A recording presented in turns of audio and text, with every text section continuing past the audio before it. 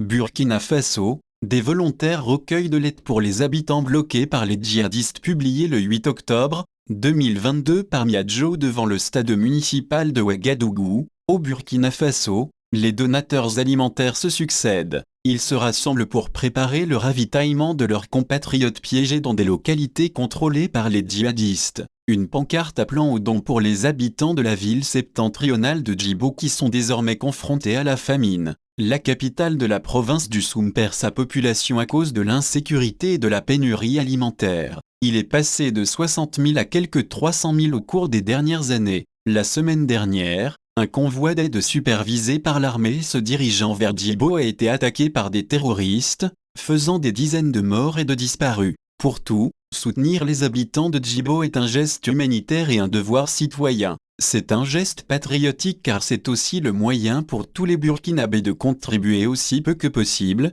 à la lutte contre le terrorisme, déclare l'ingénieur civil Don Bosco Steve Zongo. Selon l'envoyé de la CEDEAO au Burkina, les autorités ne contrôlent que 60% du territoire. Des milliers de terroristes fuyants affluent donc vers Ouagadougou et sa banlieue. Beaucoup, comme Bourei Mazabré, se regroupent dans des campements de fortune. Les bonjours, ils discutent et discutent. Ce qui ne peut jamais quitter leur esprit, c'est aussi l'histoire de leur calvaire. Ce sont les terroristes qui nous ont demandé de quitter notre village, raconte le vieil homme. Les militaires qui viennent défendre les gens ne peuvent pas tous les tuer. Eux, les djihadistes, sont venus faire la guerre et il n'y aura pas de survivants. Alors nous sommes partis. Partir signifie souvent sauver sa vie et commencer une vie d'exil ou des conditions de fortune difficiles et souvent aucune aide du gouvernement n'attendent. Les militaires peuvent-ils apporter une solution? À partir de 2015, une insurrection djihadiste s'est propagée au Burkina depuis le Mali voisin,